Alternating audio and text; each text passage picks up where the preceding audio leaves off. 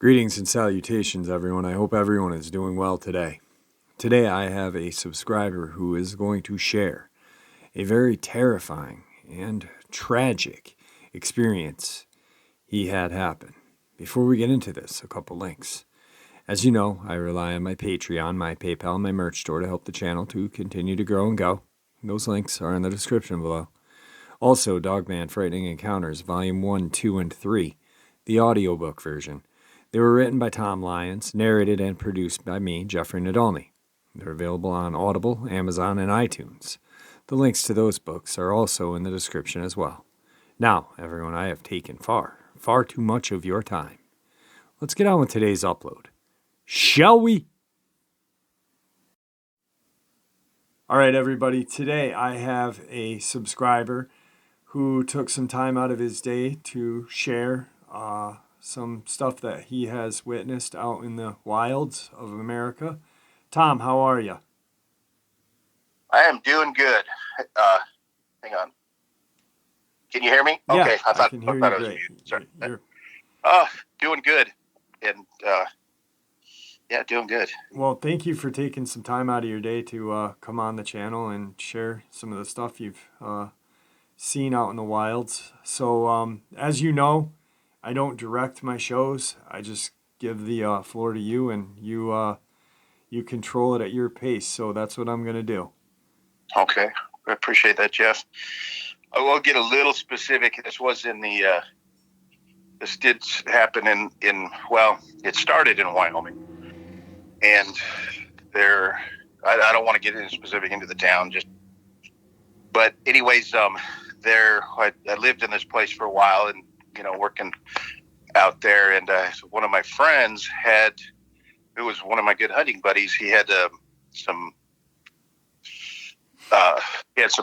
tracking dogs that we did mountain lion and bear hunting with, and he guided people and stuff, and we'd go out there, and a lot of times we'd just get on track more often than not we'd tree a cat, and if it's a female, she's not take pictures of it if it's a young male or whatever. Mostly just we would take pictures, and I believe I did get one mountain lion that way. But anyway, so in this community, everybody knows everybody. So then it came to where the Game and Fish would contact him if there was, which was to happen quite a bit in the winter times. The older, usually it was mountain lions. So, an older cat, when it starts can't hunt anymore, losing a lot of teeth, they come in and start preying on pets. Right. So, and then they need to be removed. So my buddy would, and some of the times I would go with him, and, we'd get this call out, and always it was at night. And, we'd get the cat, it'd run up on top of the house or something to get away from the dogs, and we'd dispatch it. One time there was a bear, and, of course, same thing, got the bear in, I think you got him in behind a shopping center, and we're able to dispatch it. And it was an old bear. And then plus, a lot of people think, wintertime, a bear's going to be hibernating. Not true. They don't always hibernate. The farther south you go in latitudes, bears don't always, if the winters aren't that bad, they're not going to hibernate. Right. And plus, even up north, sometimes bears will come out of hibernation in the wintertime. If they didn't, if they get hungry or something, it's not uncommon. So anyways, and there was times when he was out of town that Game and Fish would contact me and say, hey, we got this over here. And I'd go get the dogs. The dogs, they knew me very well. There's two dogs. There's some kind of hound dogs. I'm not real technical on dog breed names, but something that was, I guess, pretty common for doing that type of work. Well, one night, and it was cold, so it was either winter or, hey, I got somebody at the door. Can we pause this for a second? Yep. Okay. So anyways, I think this was around late winter, early spring. It was still really cold up in that part of the country and windy. I remember it was windy as heck that night. But anyways, really can't even remember about what time it was at night, but I know it was dark. And get a call from Game and Fish, and they said they had a bear, and it was he said they had 2 bears, and it was down south of this town. I can't even remember how many miles it was. It was over 20 or 30 miles. You cross the border into Utah, and there was another town that was on the Utah side. So that was where we were headed. So on the way there, because when he came by, he said that, there's 2 bears. And backing it up a little bit, one of the times whenever we had to dispatch a mountain lion, I always used a 22. And, it was easy to get a clean, easy shot on him. And it was quiet because it was in town. And, anyways, he said, don't bring that damn 22. and he said it's 2 bears. And I'm thinking, that's odd. Bears, first I was like, 2. Oh, that just doesn't happen. If it's a sow with cubs, Yeah, the cubs from the year before, and usually they're separated by then. So I just thought, anyways, I didn't give it much other than I remember saying that. I thought, oh, that's weird. But anyways, he said, don't bring that damn 22. I said, all right. And the only other gun I had was my 300 Win Mag.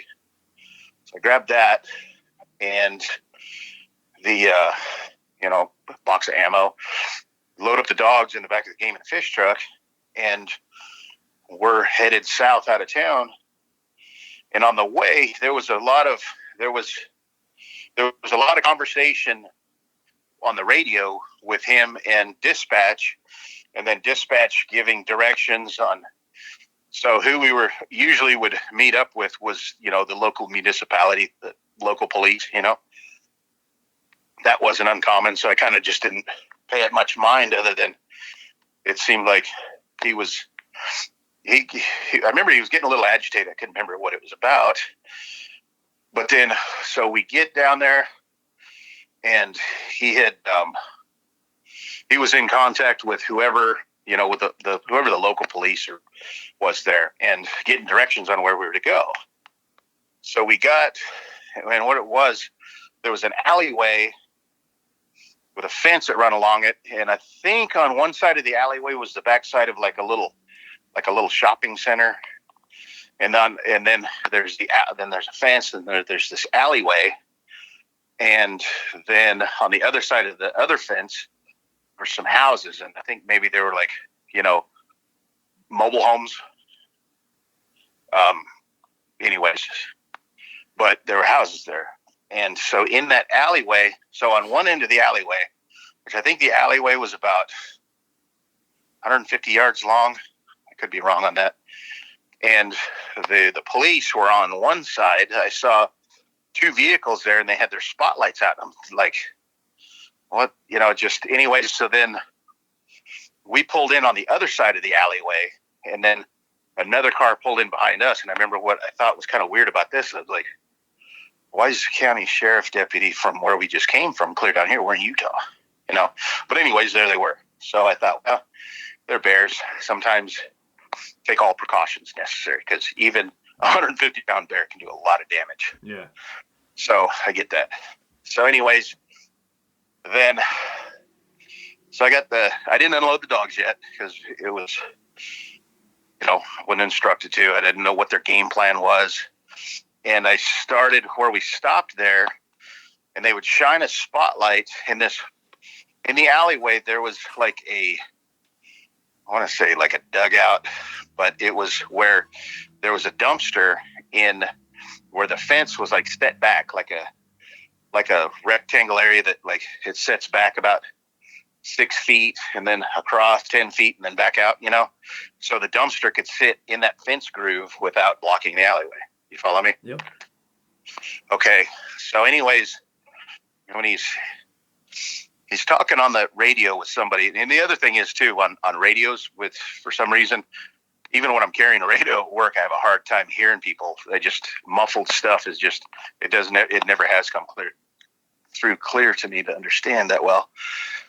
But it was, the gist of it that I was getting was like, that by this time, he was instructed to wait. And he was like, we came all the way down here. Why are we waiting? And then I looked over and I saw the sheriff deputy that came in behind us was leaned over the hood of his car with a rifle. And just about every law enforcement, municipality that carries a bolt action rifle is usually going to be a 308 Remington Model 700.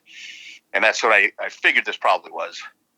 So he leaned over it with the rifle, just sitting there looking through the scope. And then I heard a commotion by that dumpster. I'm like, oh, well, I kind of figured that's where the bears was. That confirmed it. But I thought something didn't sound right. There was a couple of really big thumps. I mean, thumps that I was standing on the ground, and from where we were to where the dumpster was probably it was a little over 50 yards, maybe 75 at the most. But I felt those thumps in my feet. And I mean, it wasn't just like, oh, did you feel that? No, it was like, holy crap. I didn't even have to ask if everybody else felt it. So the Game and Fish and the sheriff deputy, let me be more specific. The sheriff deputy was probably maybe 30 feet from his front bumper to the back bumper of the truck where we were. And then the Game and Fish, who I was with, turned and shined his spotlight on that dumpster. And all hell broke loose. And I mean, it went berserk. And I didn't get a good look at what was going on there, but I could see next to the bumper, I saw black. I definitely saw hair, fur hair, whatever. And when it did that, he immediately shut the light off. And I don't know if it was because he noticed that it caused a reaction or what, but he immediately shut the light off. And then I remember him asking me again. He said something about you didn't bring that damn 22. And I'm like, I was clear about that, from the get-go. But anyways,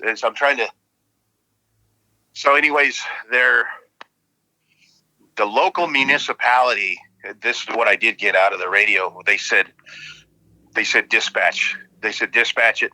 They said dispatch them now. And I think that was because of the explosive reaction from the light. So I had my gun out. I'm leaning across the back of the truck.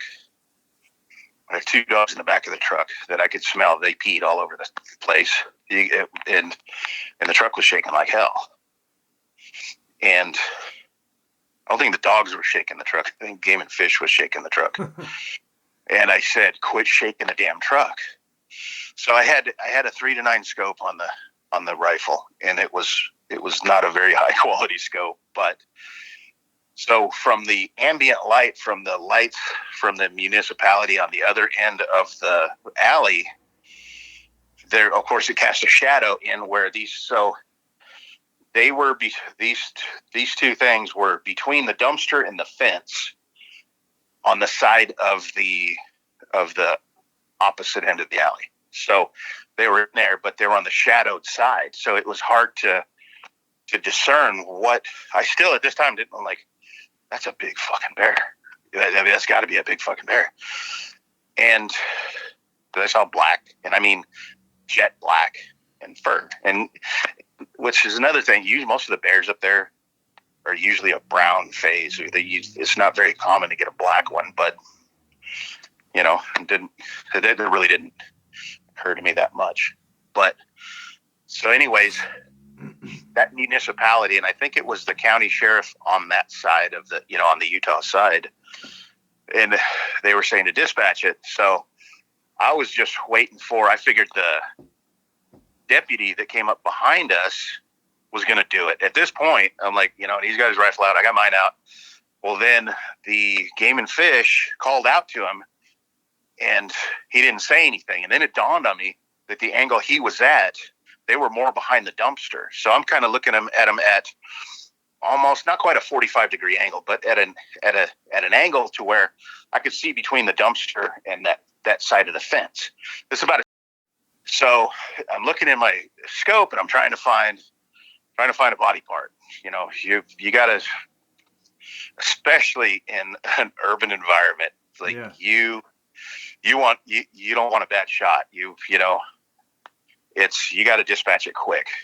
So I'm still thinking bear. I'm looking through my scope trying to find a body part, and I see the lid is up on the dumpster. I could see kind of a black mass back there.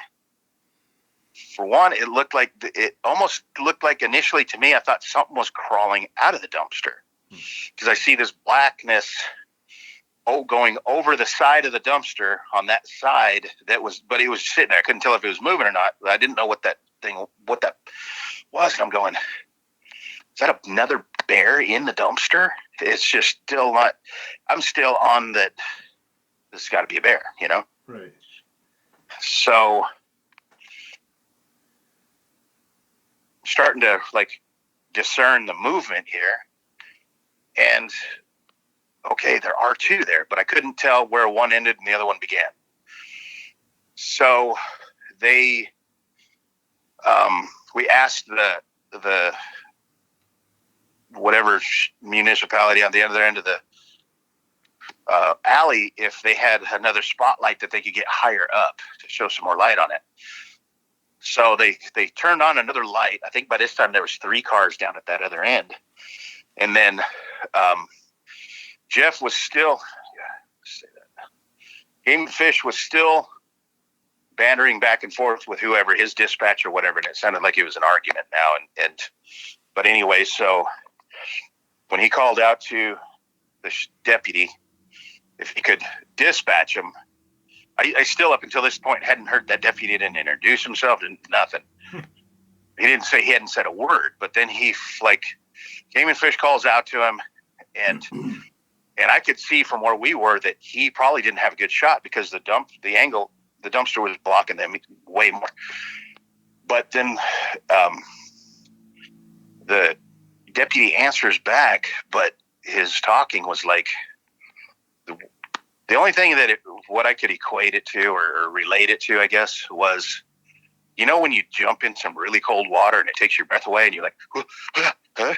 You know, the way your breath, that's the way it sounded like he was talking. Almost like a frantic kind of thing, huh? And he couldn't talk. Yeah. It was like, are you hyperventilating? In hindsight, he was. And my heart went out to the guy. But I got to catch my breath on this for a second. Take your time. Okay. So, okay. So, I cranked the scope up. It was a 3-9 scope, and I cranked it up a little bit more, and that's where I could see that there was 2 of these for sure. And one of them, I don't know if one was a male or one was a female. One was way bigger. And at first I'm thinking, you know, with that black mass back there, they're both equal size. No, they weren't. But, the smaller one was crouched down.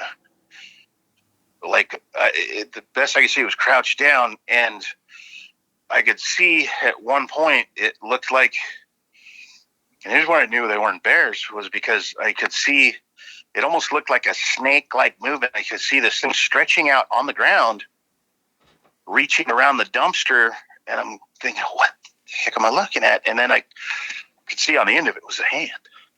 Wow. And another arm came out, and it was another hand, and it was, I think it was the bottom one trying to crawl out. So I'm starting to, as it like reaches out a little bit, one behind it. The one behind it, I think the one behind it was hitting it. You could hear the hits. You ever played as kids and you punch your friend in the back and you hear that dunk, the hollow dunk. Right. You multiply that by about I don't know what, but it was hitting it. And then I heard it hit the ground again. Something was hitting the ground. So I don't know what was hitting the ground, but you could feel the vibration. But the way this one repositioned, and I know this probably wasn't the way it was sitting, but to me, it looked like it was kind of sitting like you'd almost sit Indian style, but I know it wasn't. But it was at this time, that was when I finally saw what I knew to be, that was a face. And that was where it was, I mean, it was jet black too. And it was, being as dark as it was hard to make. I could see a face and I could see what the face was, but details too much. I know there was, it definitely wasn't a person, but it wasn't a bear. Right. There was almost no hair on it because I could see the shine in the, from the ambient light. I saw a glisten of shine on the skin that was still black. I mean, it was black. There was no, beige. It was black. And as I'm looking at it through the scope, there was, and I don't know if it were the reflect. It was, I saw the eyes just, and I just, hopefully it was just reflection, but I saw both eyes ding, and it was definitely looking right at me. And so I shot that. And I wished I hadn't. At that point, I wished I wasn't even there. I wished I wasn't even on this planet. Right. That's when I saw, and it went, it was that either you shot through one of the eyes or like right close to the eyes. It was there was no doubt that was a good part, but that was at that point, I didn't have remorse. I was scared shitless. Yeah. I just didn't even want to be born at that time.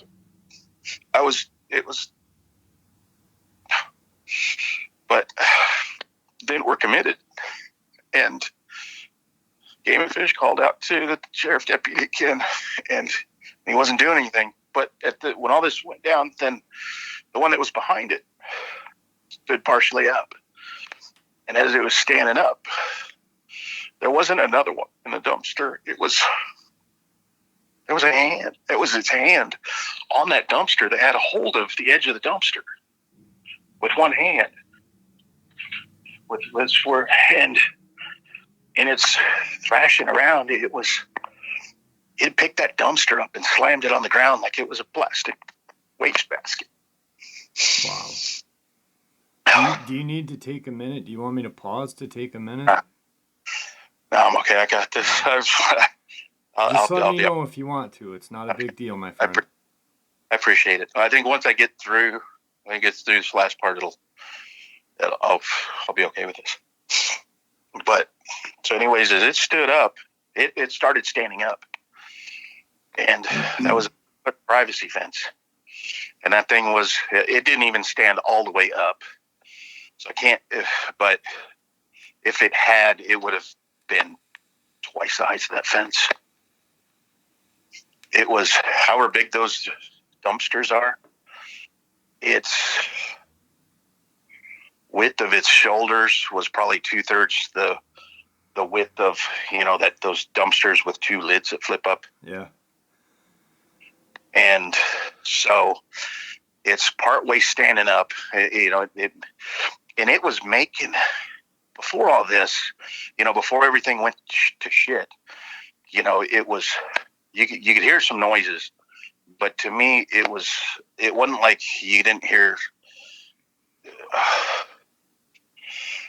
There was some growling, that's for sure. But so where I grew up on the near the Navajo Indian Reservation, I know a lot of Navajo and Navajo friends, and there are a lot of their enunciation in their words. There's a lot of, Yep. and that's what some of that was reminding me of, was whatever the noise this was making, was it had a lot of that, the click and like tongue drag with it. That's what it was, which I guess it definitely wasn't comforting. But anyways, when it stood up or started coming up and looked right in our direction, and that's where I think if I had had dinner, I would have had bigger problems. And I'm being dead serious. So when it did that, there was, I guess I got a lot more calmness in me because I was focused on this is what needs to be done now. Because I'll explain more. Maybe it's not relevant later on. But so, I'm going to put a little more detail into this also because I've heard on other discussions on different podcasts on people saying they can't be killed. Okay. If anything bleeds, it can die. You can die. Right. And so at the time, I knew what Bigfoot was, but this wasn't what I ever saw. And all I knew was like the Patterson Gimlin film and the Leonard Nimoy In Search Of, when they, to me, that's not this. There was no head crest. Right. It was jet black. The one behind it, as it was making its fit, it looked like it would slink its head down to where it almost looked like the head come out of the chest to where the shoulders were higher than the top of the head. And no, it wasn't a coned head. It was a round head. And so as it stood up, it arched its, I don't know, it lit. I think they can move their heads a lot more of a range of motion than people realize, I guess. I don't know. This is what I saw. The head come up a bit, but I still couldn't see a neck. But I could see with the ambient light that this is where I made out the face on this one. And I'm assuming that the other one probably looked a lot like it. But it definitely a human face, but it reminded me of the jaw on this thing.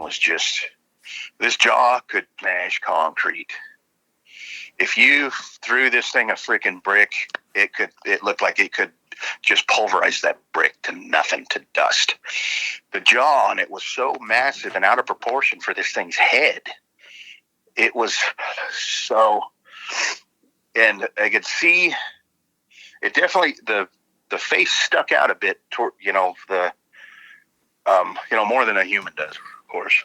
And it did have a nose. There was a nose, but it wasn't like a huge nose that stuck out or anything. I remember there was a nose there that didn't look unordinary for what a person's nose would look like. But this thing did not look, it had there was a human look to it, but it was like, this is not right. Definitely not right. Right. But that jaw was just, I would say, the width, just the chin alone, from the bottom lip to the bottom of the chin, I don't even think put my hand over it would cover the whole, that distance. It was huge. It almost kind of looked like the way it jutted out even more past I don't know why I get so fixated on this, but it was just, that was one of the main things I noticed about it. I didn't notice ears, anything else, and then the massiveness of it. But anyways, so we get back to the moment at hand, then I took another shot. Oh, and so I used a 300 Win Mag, and I remember there was this hardware store that had their sporting goods downstairs in the basement, and I remember finding boxes of these 220 grain silver tips. And I think they probably performed like shit because it was kind of a round nose, but I liked the look of them. I was always buying them whenever I could find them. So I remember those were the loads that I had there. And a 220 grain bullet, that's a lot of beef, for a 30 cal in a, generally I shoot 180s in it. But anyways, I had the 220 grain. So I could see in the chest, the musculature was just, it was impressive. So and I've shot bears before, and your best is going to be a sideways double lung shot. Okay. And people say, "Oh, don't shoot him, coming straight at you." Well, you can if you're careful about it. Well, he's angled towards me, so I aimed for the part of the chest where I thought the bullet would come out, because if you got an angled shot, you always shoot to try to break the far shoulder. And as massive as he was, I didn't think I was going to get it through to the far shoulder, because I put the crosshairs somewhere around the sternum, or just a little bit to the right side of the sternum on that thing. I say I don't know. I didn't see any genitalia or anything. Right. But anyways, I'm just a generalization. Anyway, so I shot, and I put it just a little bit to the side of that sternum. I didn't think the bullet was going to go all the way through, because as big as this thing was. But when I did, I saw his left arm fly up, and the way it flew, I could tell that was the bullet exiting and hitting his arm, exiting through his armpit. And then but before I even took that shot, it seemed like everything went into slow motion. I get another one in. It's a bolt action rifle. It's, they're not slow, but it's not as fast as semi-auto, of course, for your follow-up.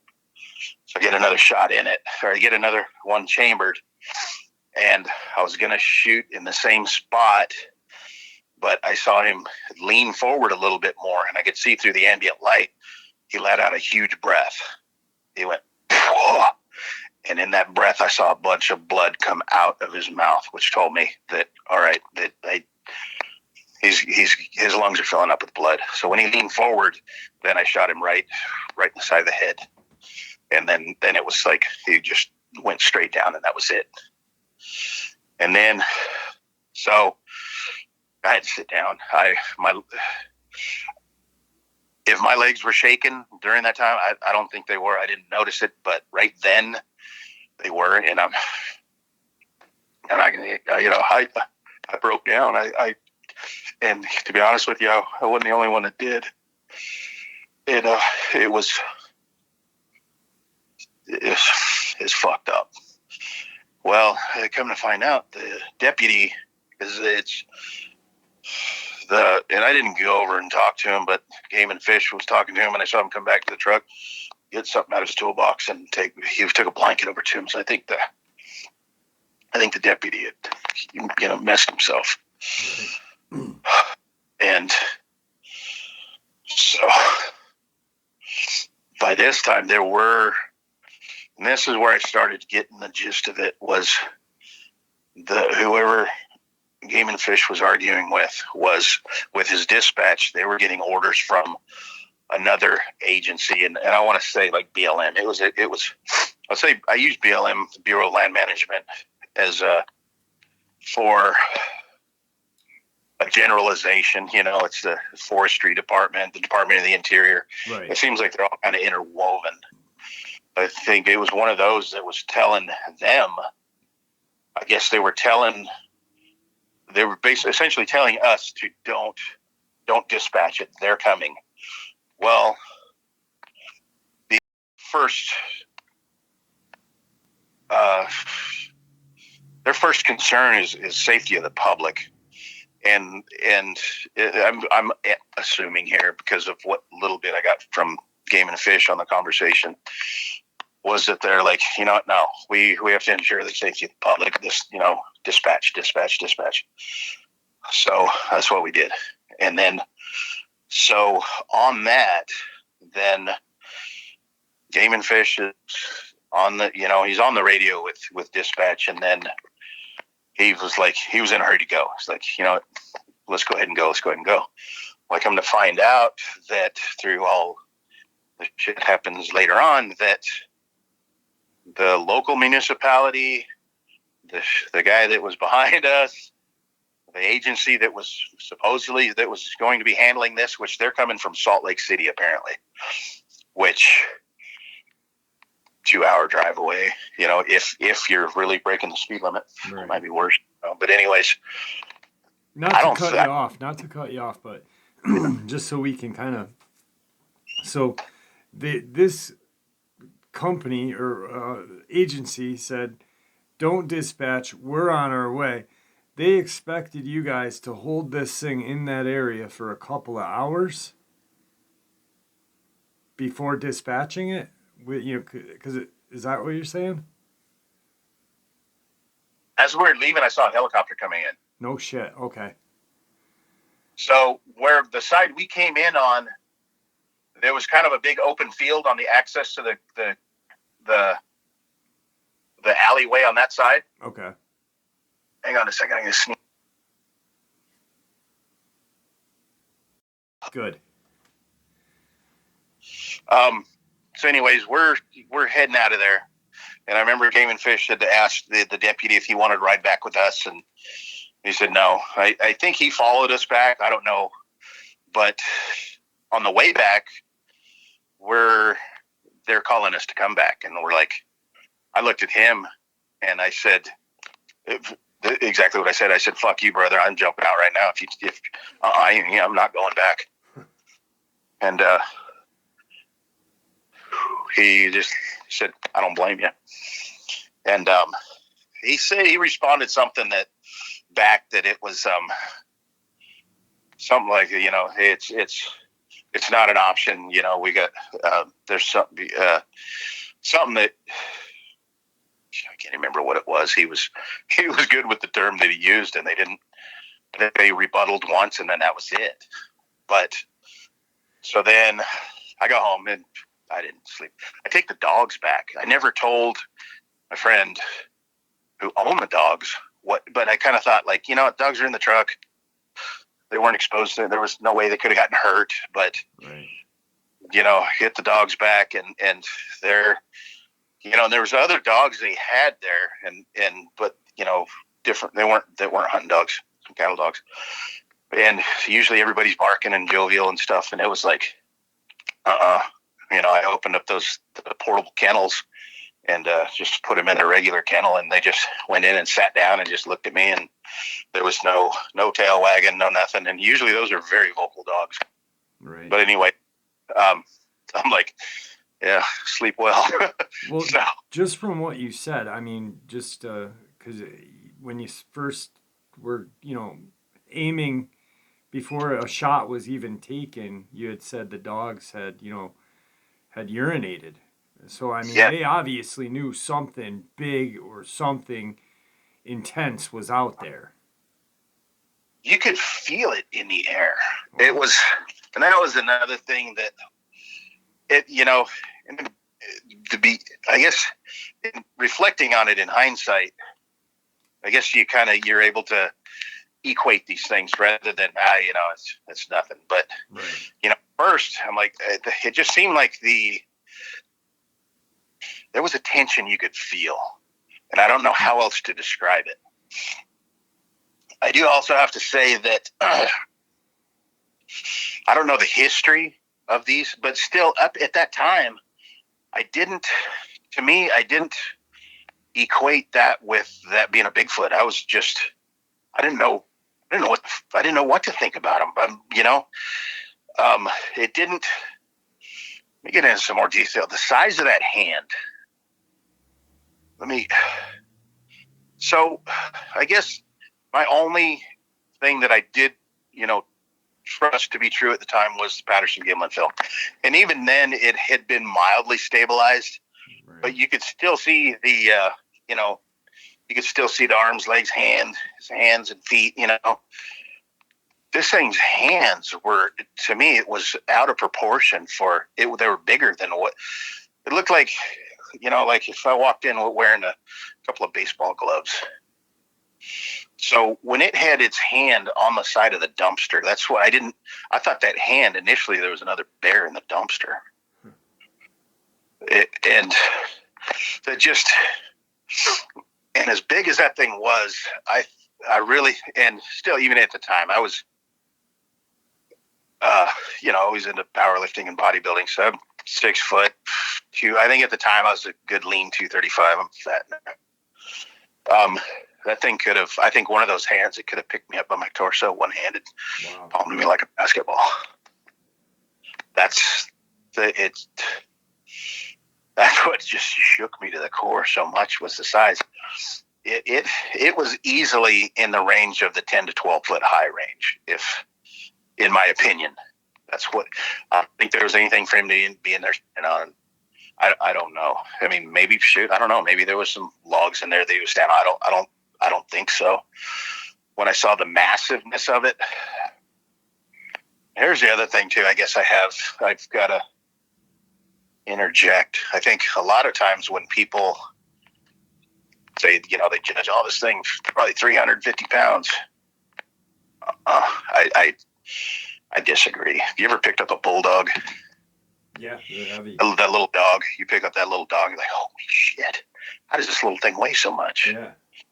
Well, solid. things their muscle density is a lot tighter. Yeah. The fibers are a lot more packed together.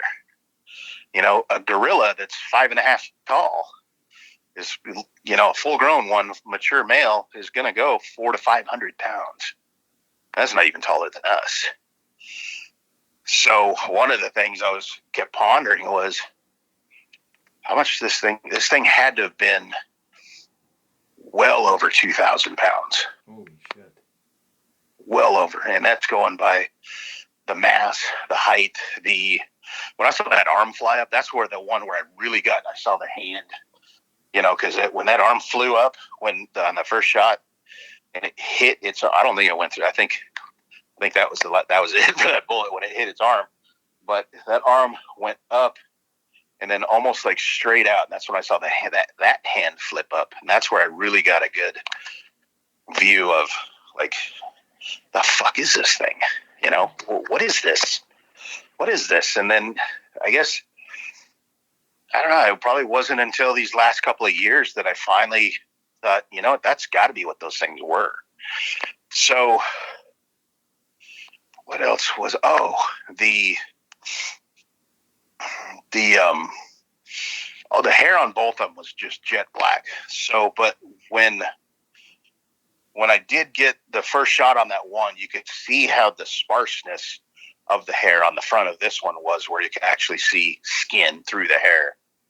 But the rest of the hair, it almost was like, so it wasn't really that long on the top of the head, but it seemed like where it got to where the neck would be, like the bottom of wherever the ear line would be. On this one, the big one, it got long and flowing, almost like, I don't want to say not big like a lion mane, but it was like longer around there, and then seemed like as it went down the arms, and it went back to being shorter hair. But I don't know. I guess that was part of another part of why I didn't know what the hell this shit was, because it didn't look like, the Leonard Nimoy, the monsters, the Patterson footage. It didn't look like that. Not saying that that's not a real thing. I believe that footage is absolutely real. Right. But that anyway. So I don't know if they had problems with these coming into town before. I don't know what the history of it on it was, and I'm thinking, for one, I wish they hadn't called me. Yeah. Two, was that necessary? I don't know. I'm not a tree hugger by any means. I am an avid hunter, but I have a lot of respect for everything out there, except for coyotes. I hate those things. But I mean, everything else is like, what's necessary? I'm going to eat this. So there's predators. I want to thin a predator down. So you got, good, healthy, deer elk population, so, but at this point, so I don't know. They knew, the local municipality, whoever that was, whether it was a sheriff or they actually it was an actual police department. They knew. They were the ones that made the call. And I guess the thing that kind of like put me at ease a little bit was that they were the first ones to say, yeah, go ahead and dispatch them both. You'd hear that. So they're the ones that kind of live there. Yeah. They're the ones that have to keep their people safe. So who am I to second guess their judgment? I'm not going to do it. Right. So, but anyways, I think it was the next day. Oh, especially if you live in a small town, buy a police scanner. Yeah. And listen to that thing. And we had already had one. We hadn't been in that town very long, but we knew we were new guys in a small town. It was me and a friend of mine. And so we bought a police scanner, and sure enough, it was like every once in a while you'd hear the cops would actually say, drive by our house and say, yeah, both vehicles are in the driveway. Like, why they were, checking up on us, I don't know. But it did stop once we got to know Game and Fish. So, right. It's small town, I guess you got to know who's. And this was after that. Well, no, this was before. So I'd already had the police scanner. But then, that's why I was really surprised, because I was home. God, why was I home from where I might have gotten laid off at the time? So I was home, and I did, and Jeff, the Game and Fish, comes by, and I thought, shit. Usually I'd hear, on the radio about something. So I thought, wow, he just showed up. Anyways, he said, hey, we need to, what was the word? It wasn't confiscate, but he said, I need the rifle that I shot with. And I said, what for? And he said, it's for their full investigation. They just, they got to ensure that, that the rifle matched up with their ballistic stuff. And I'm like, okay, but I said, am I going to get the rifle back? And when he looked away and he said, oh, probably. I knew that bullshit. When you turn in a gun for something, it's almost impossible to get the thing back. Right. So pulled a dick move and gave him my girlfriend's gun, which was a 243. But I mean, I left it in the case and handed it to him, and I mean, we were broke up, but she still hadn't come back for a gun. So I'm like, yeah, here, take this. So then I think it was about 3 days later, Game and Fish comes back by and he says, hey, we need to take a ride. And I said, I am not going back down there. And he said, no. He said, we need to go give statements at the office in Salt Lake. And I said, well, I don't have anything to say about it. I said, why don't they come up here? And he goes, he said, it doesn't work that way. I said, well, what if I don't go? Because I was fixing to leave town, I think the next day, to go to New Mexico for a little job. And and he said, look, if you don't, he said, they'll subpoena you in. And he said, so he said, I don't want to go more than you do, but he said, we got to go down there together. I said, you got to give a statement? He said, no, you do. I said, well, why do you have to take me down there? It's not that I didn't trust him. I'm just kind of like trying to get information, because we didn't talk about anything on the way back, really, that night. That was almost 2 hour drive back, or about hour and a half drive back. It was really windy road. Anyways, so I said, all right, we'll go down. And on the way down, I started asking him, like, dude, what the fuck? What? He said, I don't know. And he said, the less questions we ask, the faster it'll be through this. And I'm like, okay, what about them? They get to ask questions. And he said, I don't know. He said, they know they want to get a statement, and they fingerprinted me. And the one thing I was worried about was the guy kept pressing me about that was the gun that I used. And I go, yeah, he goes pretty evasive. I said, yeah, I said, it was at night. I grabbed the gun out of the closet, and I said, I'm pretty sure that's one I used. So I don't know. They had to have recovered a bullet if I would think. So they would know. There's a big difference between a 243 and a 300 Win Mag. Yeah, there is. But didn't make a huge issue out of that. But the one issue was they didn't call it this, but essentially it was a non-disclosure agreement. And it was to, not discuss this. But as I recall, there was a time frame on it, though. But I don't remember what that time frame was. But it wasn't a pleasant interview, because it was, he was asking me the details and stuff, and a lot of what I just explained here on But what I got out of it was I think Game and Fish was also in hot water for bringing a civilian into this. So it'd be like, the North Hollywood shootout. If, the SWAT team brings in a civilian to say, hey, take that guy out for us. I think, kind of on that lines. Right. Initially, though, it was what Game and Fish was, because he was grilled on this a little bit to try to, when they were asking me, like, why were you there? What, And he said, because we were told this was something different. And he rattles out the protocol for, wildlife coming into town, dangerous wildlife coming into town, raccoons and stuff or whatever, trap them, mountain lions and bears, which is not uncommon. This is their protocol. If Game and Fish doesn't have the resources and the dogs to do it, if dogs are needed, then, then they have somebody that's I don't know how to put the term, rapport with them. So my buddy had already had the rapport with them for like a year or two. Through, probably, to be all honest with you, from the first time I went out, kind of, I would call it a ride along with them on this, was probably maybe only about 6 or 8 weeks before that. Wow. And then anyway, but one of the other things, who owned the dogs? What are and Game and Fish should, they interjected, like, look, the dogs stayed in the back of the truck. They never got out. That's really not pertinent. So they did kind of drop that.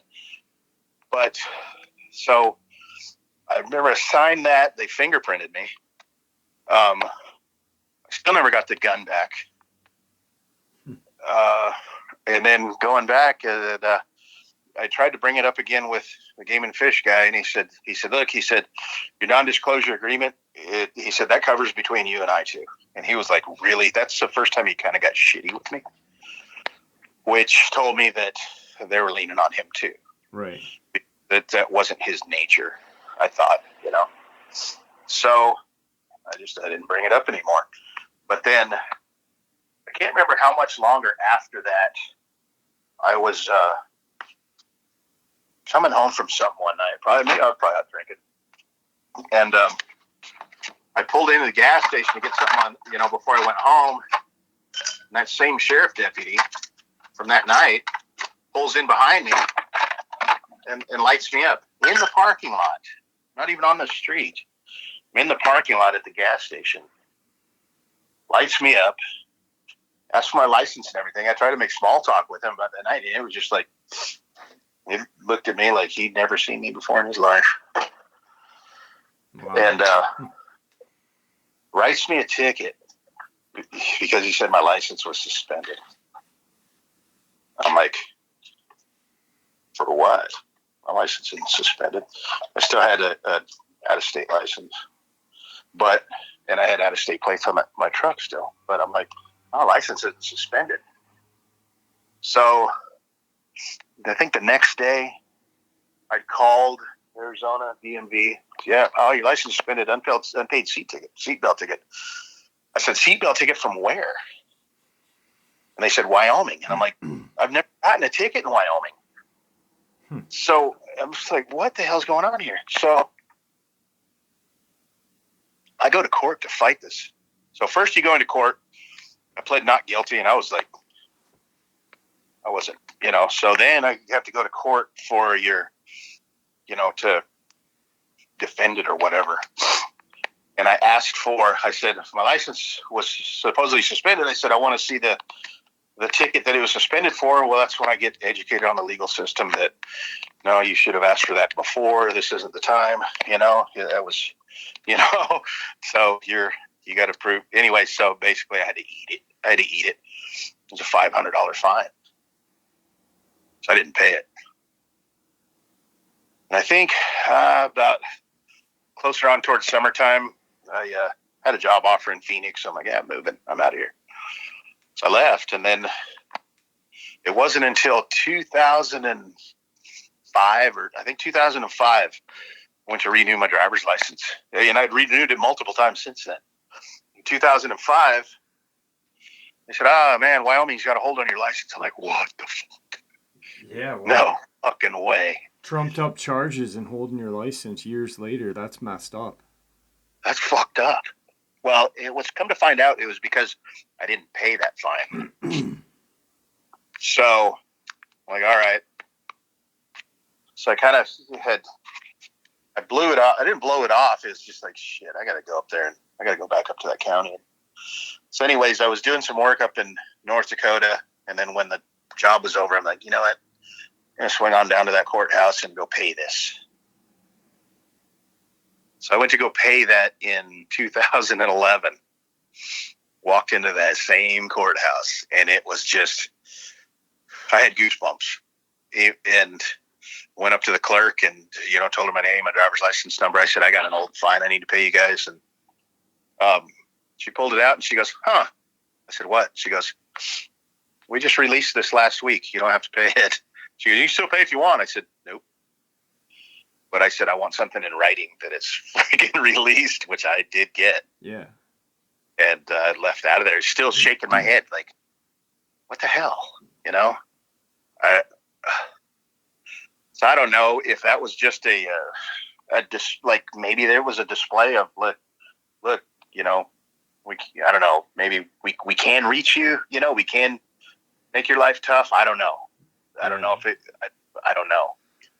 But a display of power, what they had, if you because you said you had to sign a non-disclosure, right, or something like a non-disclosure. So yeah, but yeah, it was I don't. In like I said, this all came about in '94, so I maybe it was called that. I don't remember exactly what it was called, but it was a shut your mouth agreement with stipulations in there on how it was a class level whatever level class felony or whatever if you do talk. And I'm like, wow, holy shit. Because I tried asking the guy, like, what was this? What was all this? And he said, we're not here. That's not what we're here to discuss. And basically it was like, we're here to discuss your conduct. And like, what the fuck did I do, man? Right. And so anyways, it was, kind of add insult to injury, that was dramatic enough. And then to get that bullshit backed on top of it was like, really, you guys? Yeah, that's intense. I mean, you're kind of brought into something, not even, of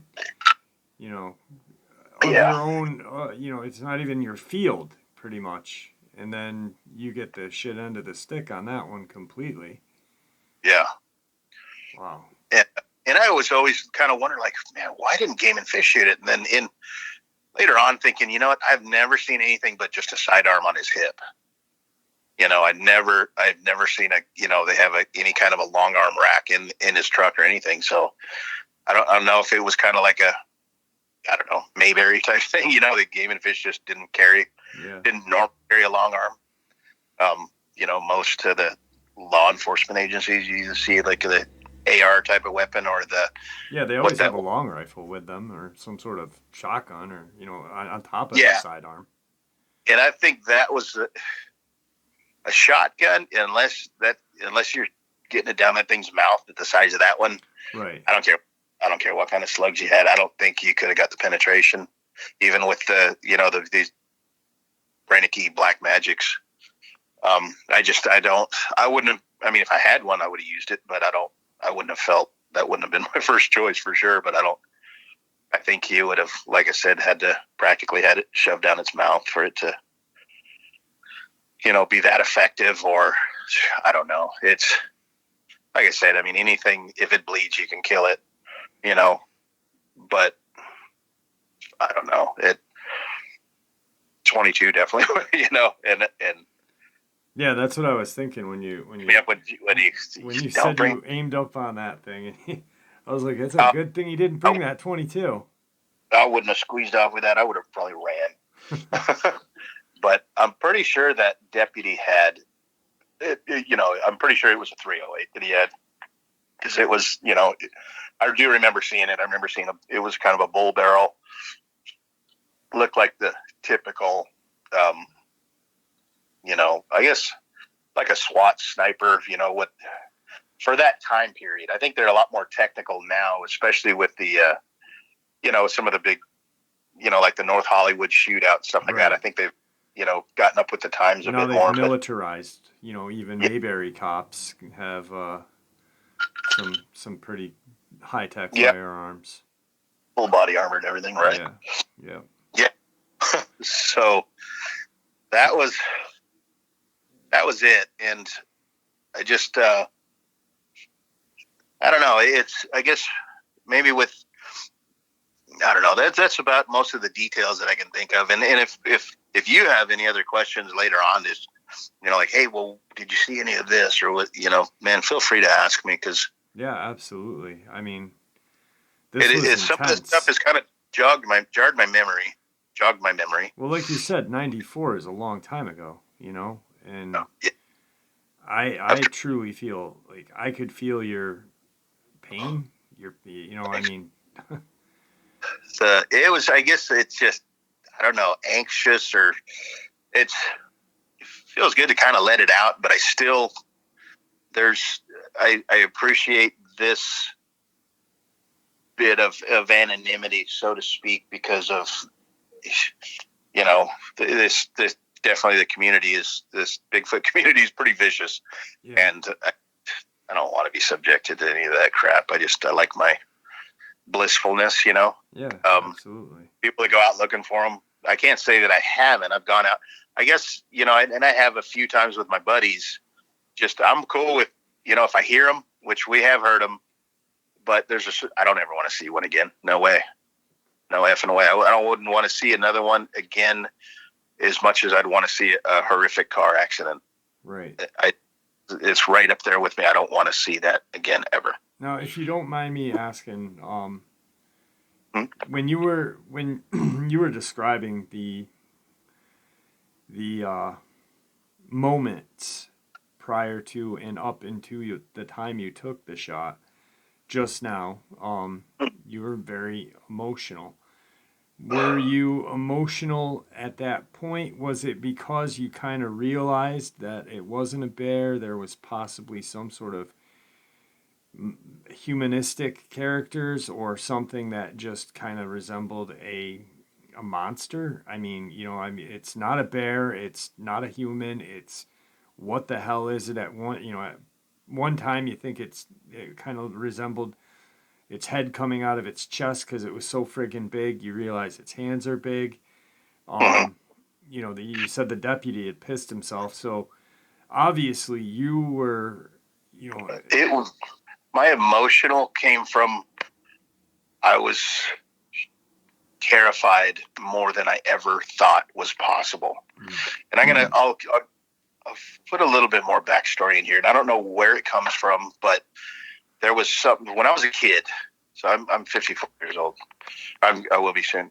When I was a kid, I remember the first time I saw the Patterson-Gimlin film. It was on TV. I think it was In Search of or whatever. Yeah, I remember Leonard Nimoy. I remember when I first saw it, it was Leonard Nimoy, In Search of. Yeah, and I remember watching that, and you knew that you're looking at something that is truly real. And I remember asking my dad. I guess there was a part of me that wanted to be real.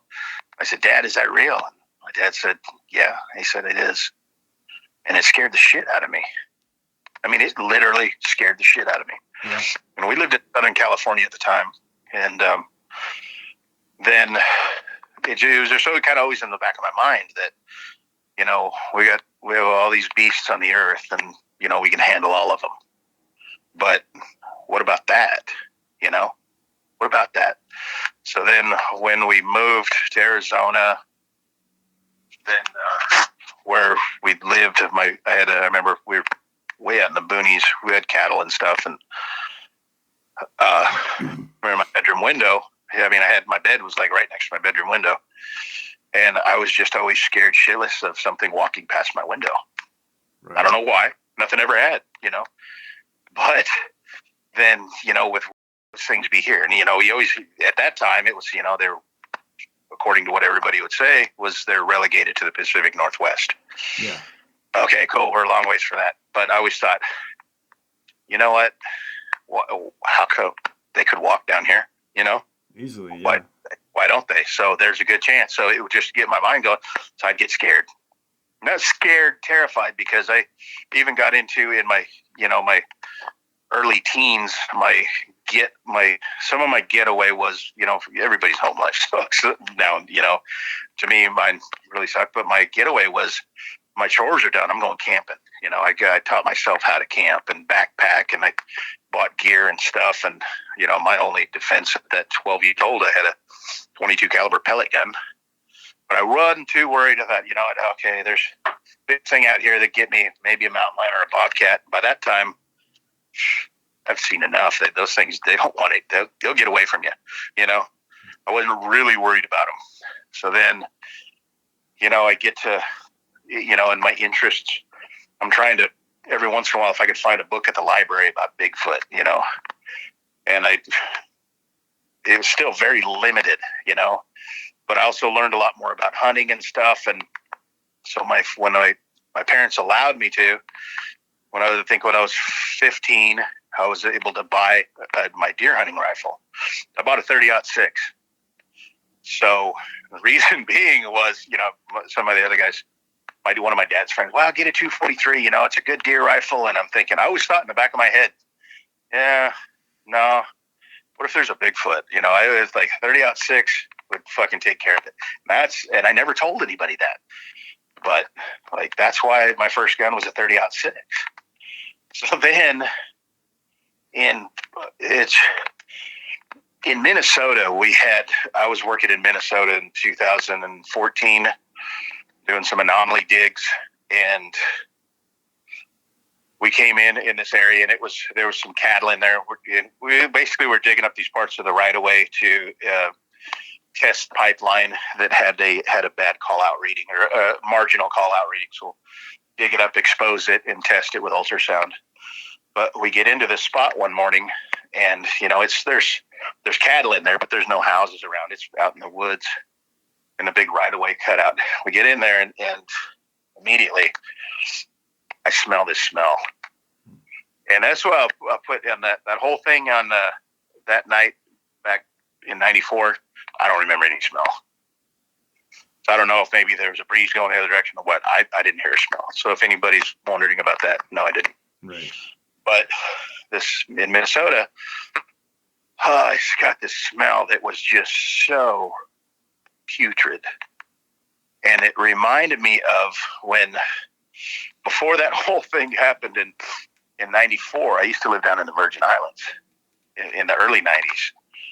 And people down there are lazy.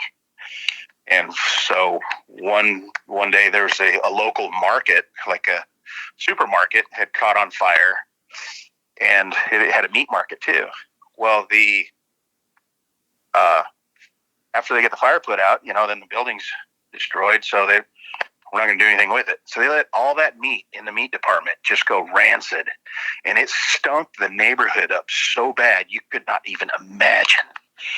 But I didn't care as long as they didn't have to clean it up. They're like, So anyways, that rancid smell was kind of part of what I was smelling that morning, and mixed with I don't know what else. But I'm like, oh, what the heck? But after a little while, and our equipment started pulling in, smell went away.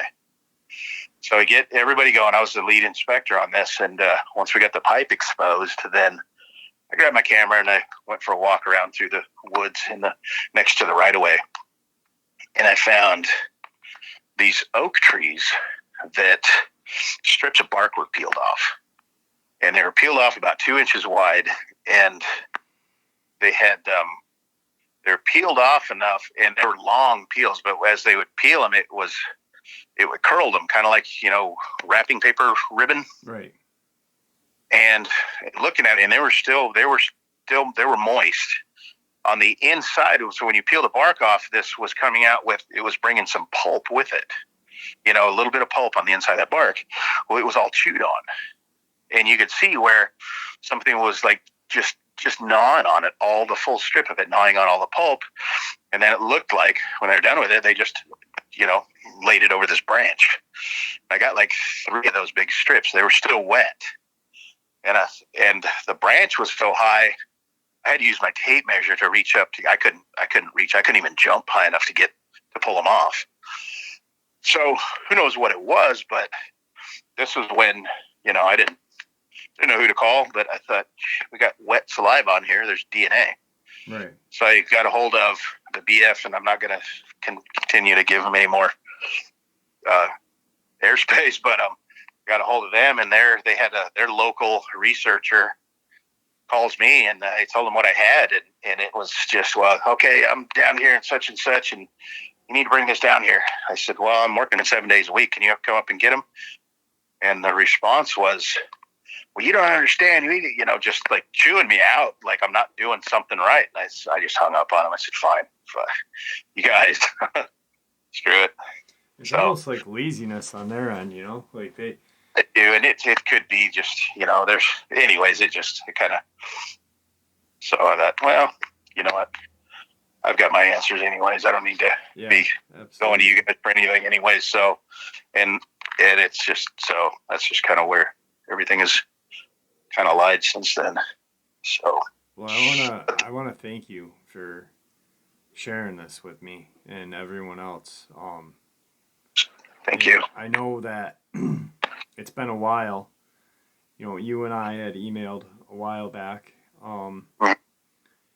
And just throughout time, you were able to share it, and I appreciate it. And it's truly a very intense and emotional subject for you, and I thank you very much for. Thanks for making the platform available. This is it. It's anyways. I just appreciate it. Without having this available, I know there's other avenues, but there's certain things that this just feel comfortable with. This was a good fit for me. Good, and I appreciate that greatly, because if without you doing this, I wouldn't have had that fit for me. And it's I don't know. I could have gone the rest of my life without putting it out there, but it kind of, I don't know, with what everybody else has gone through, some of this shit needs to get out there. Regardless of how I feel about it, it did need to get out there.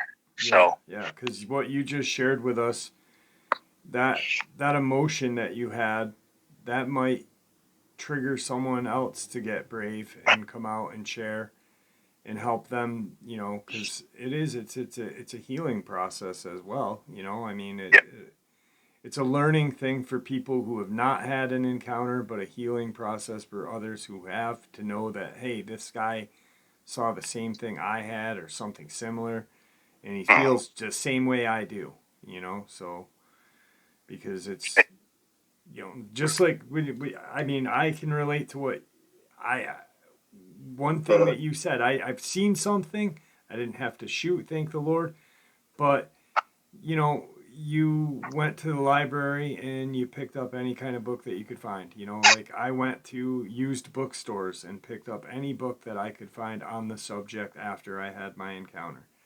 And it was roughly the same time of, I had mine in 93, 94, somewhere around there. And it was the summer of 93 going into 94, so right before school ended for me, before graduation, my last year of school. But there was no internet, there was no nothing, and all we could do is just look for books and some sort of something, and I can relate to you. There's no validation to nothing. like crazy. There was more books on UFOs than Bigfoot, and it was definitely crazy. So and it's, I guess, the internet is a double-edged sword for sure. But there was just, I couldn't tell anybody on two reasons. One, I'd be in trouble if I did, and two, the ridicule. I mean, there's some, just the ridicule of like, no, that doesn't happen. It's just, anyways. So I guess jail time isn't at at my age, I think jail time it doesn't hurt as bad as ridicule sometimes, you know? Yeah.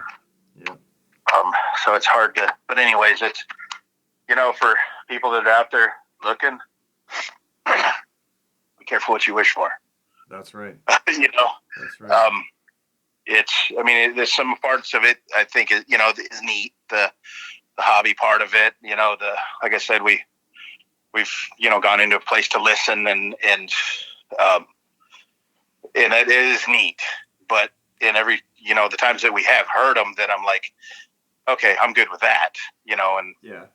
My buddy's like, man, I want to see this, and I'm in my head, I'm going, oh, fuck you. No, you don't. Yeah. But I'm not anti-kill, but I don't think it's a good idea. I mean, if you have to, you have to, but I think just everything that comes with it, there's the legal side of it. If it goes to that point, or you don't know how many more are there, you know? Exactly. The power this thing had, the one when it picked up that dumpster, like, you know what size dumpster I'm talking about, right? Yeah, exactly. I do. They're about, like, I don't know, 7 feet in the front, you know, 7 feet by 10 feet, somewhere around there, you know, and they're big. Yeah. You got to throw stuff over into them. Yeah. It wasn't a roll off, but it was, you know, a 2-lid dumpster. That's to smash it up and down like it did with just that hand out of, you know, pissed offness, was like, that thing may have just been made out of wicker. You know, it was just, my God, you're not even safe in your car. No. You know. No. Anyway, it's just so. Well, I guess I don't mean to cut you off, but I'm coming up on time for the recording ability. Don't hang up, because I want to talk to you a little bit after. Okay, yeah. Is there anything that you'd like to say to the audience listening before we end? I think I pretty much covered it. You definitely have, my friend. Definitely. Thank you again for coming on. I truly appreciate it. It took balls, man. It really did, and I appreciate it. Thanks. All right. Have a good day. You too. Wow. What an amazing interview. Tom is a really nice guy. I had a long talk with him before and a long talk after. This was, I love having interviews like this. And it seems to me like the last few interviews that I've had have been like this. And I think we not only learn a lot about people, and but we learn a lot about ourselves and how we would deal with these experiences if we had them. I can't imagine being in that predicament, taking that shot. I know some people will be like, yeah, I could, you know, but yeah, I could take the shot, but I can't imagine having to go through it. The pressure, the terror, just, wow, what an interview. This is one for the books, guys. A lot of them have been one for the books lately, so I feel real blessed. All right, guys, have a great night. Thank you for always tuning in and all the support. With that, I'm going to bid you farewell and see ya.